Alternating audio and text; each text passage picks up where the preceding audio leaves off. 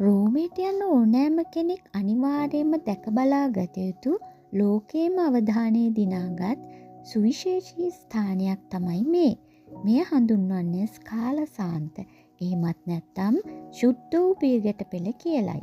ක්‍රිස්තුපූර්ව 4 වෙනි සියවසේදී ශාන්ත හෙලේනා රැජින විසින් ජෙරුසලමේ සිට මෙය රෝමයට රැගෙන ආ බවයි ඉතිහාසයේ සඳහන් වෙන්නේ. ජේසුස් වහන්සේ තම මරණ දඬුවමට පෙර පීලාත් රජු හමුවීමට යන අවස්ථාවේ මේ පියගැට 28 මත පය තැබූ බව විශ්වාස කරනවා.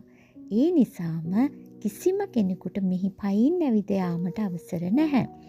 බැතිමතුන් මෙහි ඉහළට යන්නේ දනින් වැටි යාඥා කරමින්. ඔබත් කවදා හෝ රෝමයට යනවා නම් මේ අසිරිමත් ස්ථානයට යන්න අමතක කරන්න නම් එපා.